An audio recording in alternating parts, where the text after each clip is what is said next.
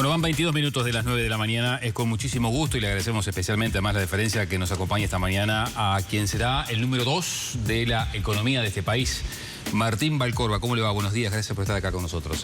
Muy buenos días, muchas gracias por la invitación, un gusto estar acá con ustedes. Muy bien. ¿Tienen claro los números que reciben de la Administración Lacalle? Bueno, digamos, en lo que tiene que ver con los números fiscales, que ha sido, digamos, un tema de discusión, sobre todo en las últimas semanas, está claro cuáles son las cifras oficiales y eso está fuera de discusión.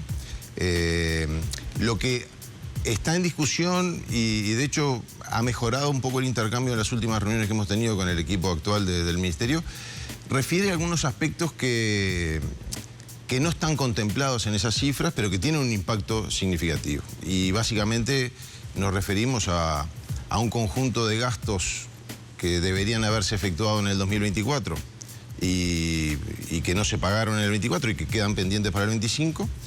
Y el adelantamiento de algunos ingresos que deberían haber sucedido en el 25 y que se adelantaron y fueron recursos con que se contó en el 24. ¿Y de qué montos hablamos aproximadamente? Bueno, ese es el punto, es decir, ahí es donde todavía no tenemos claridad y en el intercambio que hemos tenido con las actuales autoridades, tampoco ellos nos dicen que tienen claridad. Sí reconocen, y eso creo que ha sido un avance respecto a los primeros intercambios, de que efectivamente esa situación existe.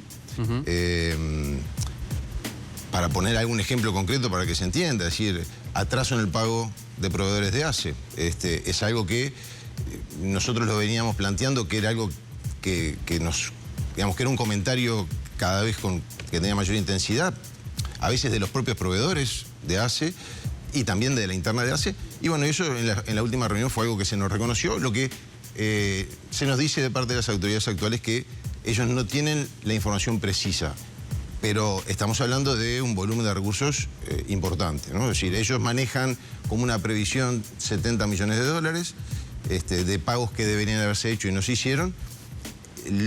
Las cifras que se manejan internamente en ACE son bastante mayores que esa, pero no tenemos claridad porque esa información no la tenemos. ¿Y cuánto les complica en el armado de lo que es el primer año de gestión el no contar con toda esta información? Y de paso le pregunto, ¿tienen ya identificados cuáles son las situaciones urgentes o las emergencias que tendrá que atender el equipo económico? Bueno, nosotros, digamos, esta va a ser una tarea a la cual nos vamos a abocar en cuanto asumamos a partir del 1 de marzo, como para tener claro cuál es el punto de partida. Y ese va a ser, digamos, la tarea inmediata a la cual nos vamos a abocar para saber precisamente la situación, conocer a ciencia cierta estos elementos que de alguna manera afectan la sustancia, más allá de lo que diga el número de la estadística, digamos, de lo que efectivamente debería haberse pagado y no se pagó, de ingresos que se adelantaron. Eso lo conoceremos a partir del 1 de marzo y en función de eso podremos empezar a delinear lo que va a ser la estrategia presupuestal, que es un elemento central de este primer año de gobierno, ¿no? ¿Esta situación es algo habitual que se da en transiciones o advierten que de alguna manera hubo una intencionalidad de retrasar algunos pagos para que los números no dieran con determinado déficit, por ejemplo? Nosotros no nos gusta atribuir intencionalidades, porque en definitiva ahí sería una especie de prejuzgamiento. Lo que es claro son los datos, es la realidad. Efectivamente esto sucedió. ¿Siempre sucede? Con esta magnitud no. Y hay una intencionalidad, no lo sabemos. En algunos casos claramente no, en otros no lo sabemos. Por poner un ejemplo, es decir, el año pasado se debió haber pago por el ferrocarril central, un conjunto de pagos que estaban previstos para el 24. No se pagaron. Están pendientes para pagar en el 25, además de lo que en el 25 va a haber que pagar, o sea que es un gasto que se duplica en el 25. ¿Eso fue una decisión deliberada? Bueno, de acuerdo a lo que nos informan, no, ahí faltaron informes del Ministerio de Transporte que habilitaran el pago. En discusiones con la empresa, si correspondía o no correspondía, y no se pagaron. Entonces, digamos, más allá de la intención, lo importante desde el punto de vista, digamos, de lo que es la tarea sustantiva del Ministerio, que es gestionar la política fiscal y manejar los ingresos y los gastos del sector público, ese es el dato relevante. Algo que debió haberse hecho en el 24 que no se hizo. Eso tiene impacto en el 25, sin duda. Y lo otro me parece que es más una discusión, de carácter político en la cual nosotros no queremos entrar. Digamos, nuestra cabeza está en la gestión y en poder hacer las cosas para las cuales la gente votó a este gobierno. ¿Es muy pronto para evaluar un ajuste fiscal? No, digamos, ese es otro, digamos, No, se lo consulto con los números que hay sobre la mesa, con esas cuestiones de adelantar pagos, de retrasar otros. No, en ningún caso hoy estamos visualizando que haya una situación que amerite un ajuste fiscal. O sea, por el momento se descarta. Es que, digamos, aún cuando las cifras de estos elementos fueran muy superiores a las que nosotros estamos imaginando, es una situación que es manejable. O sea, no estamos ante una emergencia que imponga la necesidad de tomar medidas. O sea, no es como dice Arbeleche que están abriendo el paraguas para eventualmente establecer algún ajuste o alguna consolidación fiscal. Nosotros eso no lo hacemos, no abrimos paraguas. Simplemente lo que alertamos es sobre situaciones. ¿Eso requiere un ajuste fiscal? De ninguna manera. No es algo que esté hoy considerado. Pero lo que sí nosotros entendemos es que esto configura una situación que requiere ser mejorada. Este gobierno que se va, llegó con un mandato y con una campaña muy fuerte en toda la campaña electoral previa de que era necesario mejorar los números fiscales, la situación fiscal, el nivel de deuda del país, y el resultado que uno observa 5 años después, cuando cierra la administración, es que hoy tenemos un mayor nivel de deuda, una situación fiscal que es similar a la que había en el 2019, un mayor nivel de gasto y mayor presión fiscal. Esa es la foto y esos son los números, digamos, que no hay mucho espacio para discutirlo. No es el mismo discurso que mantiene el gobierno hoy, ¿no? Que los números son mejores que 2019. Bueno, los números son los números y cuando uno observa y mira el resultado fiscal hoy, el resultado global del sector Pero eso se público, habla de aumento de puestos de trabajo, mejor niveles de inflación. A nivel fiscal señalan que mejoraron también. No, por eso, a nivel fiscal no han mejorado. El resultado fiscal global hoy es 4,1%. En el 2019 era 4,3%. Claro, la explicación es que hubo menos recaudación de la DGI producto del error en la estimación, digamos, de la inflación. Una inflación más baja que produjo una menor recaudación de la DGI y eso impactó en los números fiscales. Es interesante ahí porque para salir de la opinión del equipo económico entrante versus la opinión del equipo económico saliente, por ejemplo, ¿qué es lo que dice el Consejo Fiscal Asesor? Que es un órgano independiente designado por este gobierno, que se va. Y sobre ese punto en particular, y sobre la gestión fiscal en particular durante el último año, tiene una visión muy crítica. Entonces, yo lo escuché a Ignacio Umpierres de hoy de mañana, que lo integra y no lo señaló de esa manera. Bueno, hay que leer. Observó este año que pasó, porque no se actuó en consecuencia de la situación que se venía presentando. O sea, el tema de la inversión versus lo que se recaudó menos. No se actuó a tiempo, pero no hace una crítica al manejo fiscal del gobierno. ¿Del último año? Sí, digamos, ahí podemos leer el informe, hace referencia a que la situación, los resultados fiscales del último año de gobierno son preocupantes. Eso lo dice a título expreso el Comité Fiscal. Que no se mantuvo la regla fiscal en el último tramo, ¿no? Hubo incumplimientos y que la justificación, en concreto del tema de la inflación, no es de recibo. Eso lo dice el Comité Fiscal. Acá nosotros no estamos haciendo una crítica al barrer a la institucionalidad fiscal que se generó durante este periodo de gobierno. Nosotros entendemos que han habido avances desde ese punto de vista. Es decir, no venimos con un espíritu refundacional, decir todo lo que se hizo está mal y vamos a venir a hacer todas las cosas diferentes. En materia fiscal hay aspectos de la institucionalidad que significaron, de la nueva institucionalidad fiscal, que significaron un avance. Por ejemplo, tener consejos fiscales asesores independientes, que nosotros entendemos que deberían ser más independientes de lo que son en la actualidad, deberían tener más atribuciones, más competencias. Eso es un avance. Poner determinados aspectos, como por ejemplo el resultado fiscal estructural, que no es una novedad porque ya se venía manejando de antes, pero ponerlo como un tema importante a la hora de evaluar la política fiscal, también es un avance. Ahora, la regla fiscal como tal demostró que no fue capaz de evitar algo que ha sido un patrón bastante generalizado en casi todos los gobiernos, por lo menos de la salida de la dictadura, que implica que en el año electoral hay una expansión del gasto muy marcada. Algunos le llaman carnaval electoral, pero saquémosle los nombres. Es decir, lo que se observa como un patrón y como una regla, en ese caso sí bastante firme, es que en el año electoral hay una expansión del gasto. Y usted dice que este año también lo hubo. Sin duda. Porque no lo digo yo, lo dice el Comité Fiscal Asesor y lo dicen los números. O sea, el aumento del gasto respecto a la evolución de los ingresos y por lo tanto el deterioro en el resultado fiscal que hubo en este año electoral, está claro. ¿Qué es lo que dice el Consejo Fiscal Asesor? El gobierno no actuó este año tomando medidas que permitieran contemplar los errores en la proyección que se habían realizado con anterioridad. A la propia ministra. Y lo que señala Valcorba es que había un gasto proyectado o una inversión proyectada en obras o lo que fuere, y que luego lo que sucedió fue que se recaudó menos, como decía Alfredo también. Pero no se aumentó el gasto de lo que ya estaba previsto por ser año electoral. No sé, íbamos a gastar 80 millones, se gastaron 80 millones, pero se recaudaron 50. Estoy poniendo un ejemplo que no son los números reales. Que fue eso lo que sucedió. No que se aumentó adicionalmente el gasto que ya estaba previsto. Cuando uno pasa raya y mira y hace un balance de los 5 años, lo que uno observa es que el gasto público aumentó de manera muy importante. Recordemos, es decir, parte del mandato con el que llega este gobierno en 2020 fue de reducir el gasto en 900 millones de dólares. Eso fue parte, digamos, del mensaje central de la campaña electoral anterior. Es decir, vamos a implementar un recorte del gasto sin afectar las áreas sensibles del Estado. Eso era un poco el planteo que se hacía. Educación, salud, que implicaba seguridad. Una reducción del gasto de 900 millones. Cuando uno pasa raya, en estos 5 años, el gasto aumentó.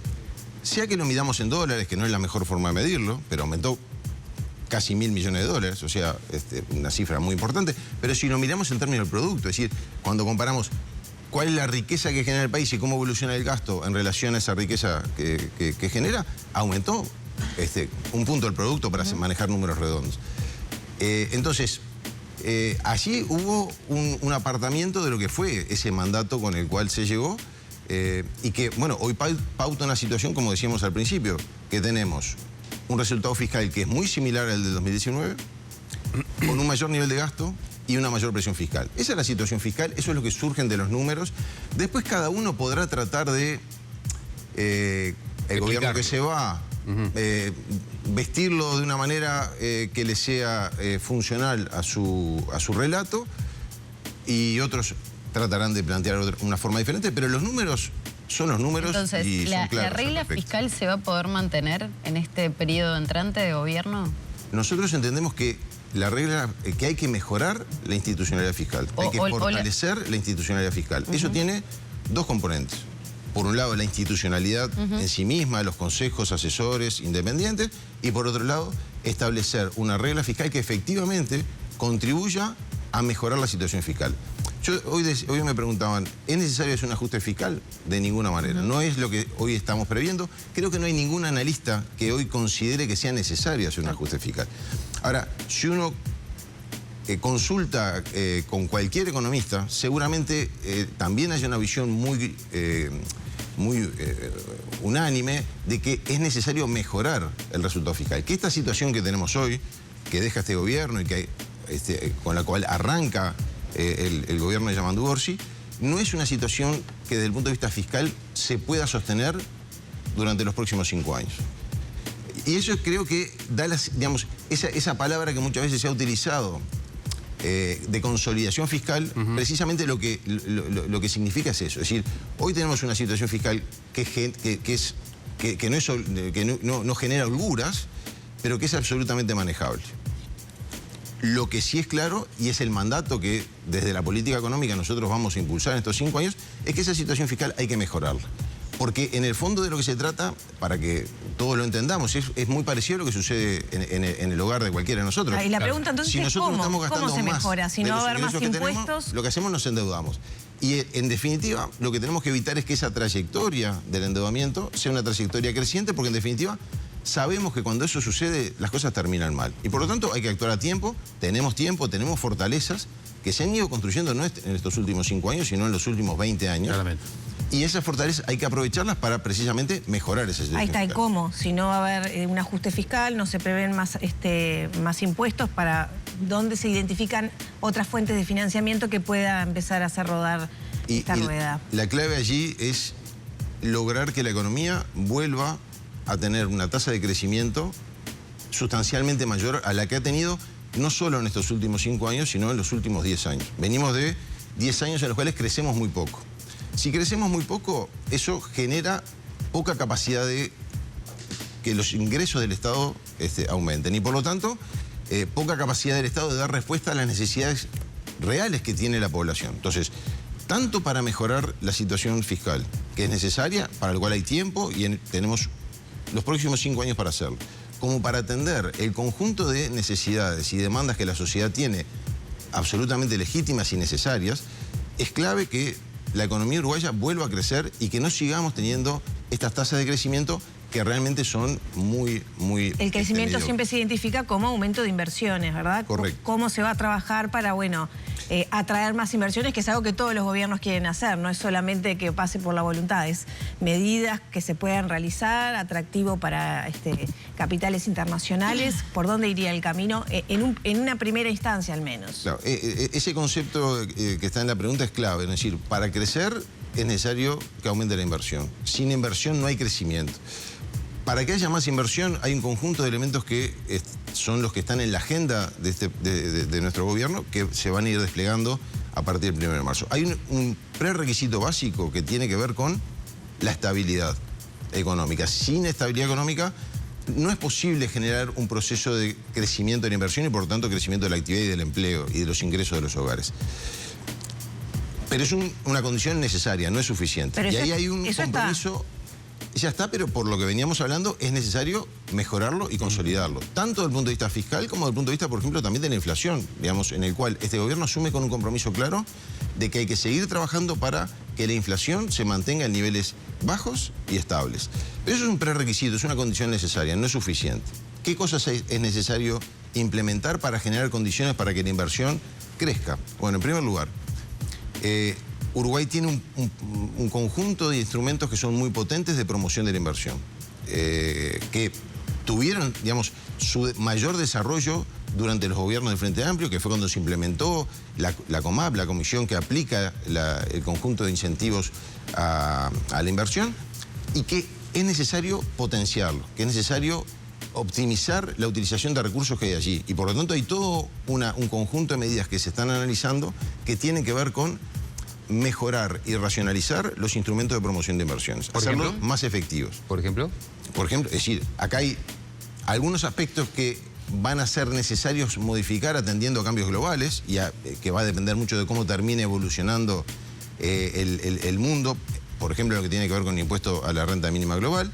Y después hay cuestiones de decir, bueno, ¿cómo logramos focalizar de mejor manera los recursos que el Estado pone a disposición, por ejemplo, para potenciar su contribución en términos de mayor generación de empleo, mayor generación de divisas, mayor descentralización en el territorio, en conjunto de elementos que es necesario hacer un análisis y un diseño fino para potenciar y optimizar el uso de esos instrumentos. Y después hay otros elementos que tienen que ver, por ejemplo, con la defensa de la competencia, que para nosotros es un área clave. La economía uruguaya es una economía chica en la cual muchas empresas tienen mucho poder de mercado y eso no genera condiciones de una cancha que esté nivelada para que todos los jugadores puedan entrar y jugar el partido. Por lo tanto, allí la defensa de la competencia, ¿qué es lo que implica? Nivelemos la cancha, evitemos esos abusos de posición dominante, como se dice estrictamente en la jerga económica, para que todo aquel que esté pensando, por ejemplo, realizar una inversión, ingresar a un determinado sector de actividad, pueda competir en igualdad de condiciones.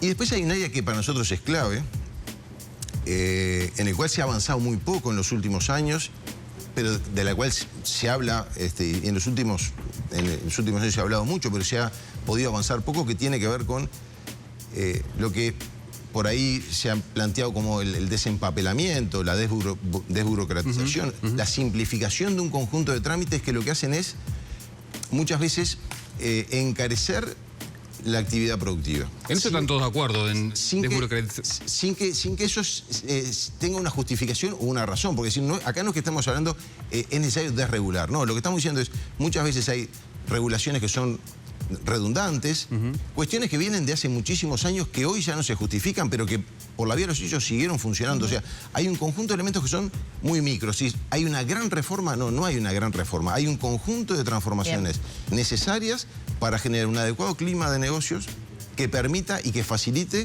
la inversión. Valcorba, ¿se van a desindexar los salarios? Bueno, esa es otra discusión en la cual nosotros lo que tenemos... Porque entiendo que en el programa no está previsto, por lo menos el programa que presentó el Frente Amplio en campaña, pero sí es una idea que tiene el ministro entrante de Economía, que ha generado ciertos chisporroteos en la interna del Frente Amplio. Sí, yo creo que ese es un claro ejemplo en el cual nosotros tenemos que tratar de salir de la discusión de las palabras y discutir Bueno, ¿cómo lo aplicarían? los conceptos. ¿Cómo se aplicarían esos conceptos? Pero ¿por qué digo esto? Porque la economía uruguaya se viene desindexando desde hace muchísimos años.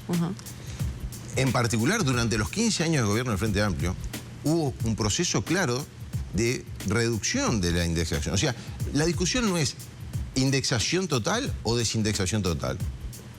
Lo que hay son respuestas de política y diseños de mecanismos, en este caso muchos regulatorios o de ajuste de precios y demás, que entre otras cosas tienen que responder al contexto. No es lo mismo la situación cuando teníamos una inflación del 60% anual que cuando tenemos una inflación del 6% anual. Claramente, la necesidad, en el caso específico de los salarios, de implementar mecanismos para proteger el salario y evitar que haya una pérdida del salario real, son diferentes cuando la inflación es del 60 que cuando es del 6. Por lo tanto, ¿de qué hablamos en el Frente Amplio cuando nos planteamos esta discusión? Es decir, en primer lugar, el objetivo final es generar las condiciones para proteger de mejor manera el poder de compra de los salarios. Y eso el Frente Amplio no lo tiene que decir. Pero serían por rubros, por sectores, por sectores económicos más dinámicos, menos dinámicos. Por eso, pero a diferencia de determinados digamos, sectores que cuando llegan al gobierno tienen que tratar de explicar lo que harían, el Frente Amplio lo ha demostrado el compromiso claro que tiene en la defensa del salario real.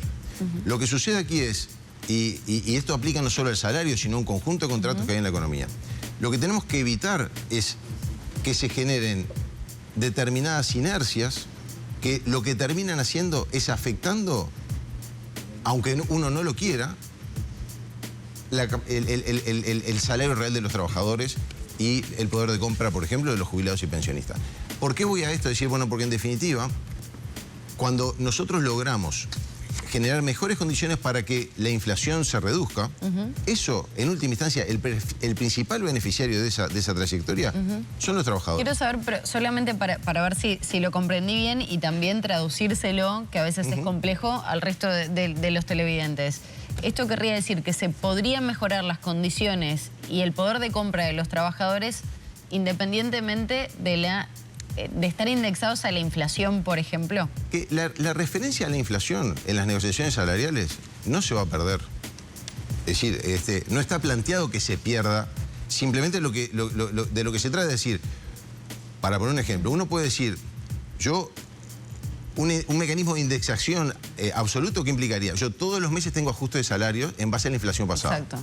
Ese es un mecanismo en el cual estoy generando una rigidez muy grande porque un mes, por ejemplo, tuvimos sequía y eso impactó en un aumento muy transitorio de frutas y verduras, por ejemplo, y me aumentó la inflación.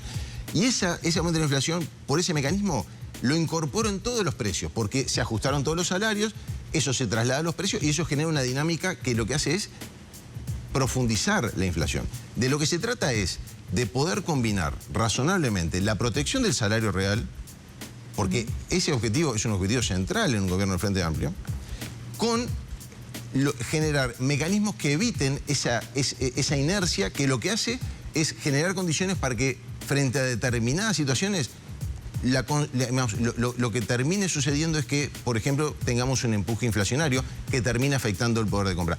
Porque si uno piensa en los salarios yendo detrás de la inflación, lo peor que le puede pasar es que la inflación aumente, porque los salarios siempre la corren de atrás. Y por lo tanto, ese es un poco el concepto central. Bien. ¿Cómo podemos reducir la indexación? Cosa que no es nueva, porque el Frente Amplio lo hizo en sus 15 años de gobierno. ¿Para qué? Para generar condiciones que permitan una negociación salarial más moderna y, digamos, de mejor calidad, que tenga como objetivo central el mantenimiento del poder de compra de los salarios, en particular Bien. de los salarios de los sectores que tienen salarios más sumergidos. Martín Valcorba, nos han quedado un montón de temas, así que seguramente tendrá que aceptar otra invitación para más adelante. A las órdenes. Seguramente ya ha asumido como A las órdenes, cuando ustedes gusten, Muchas es gracias. un placer estar por aquí.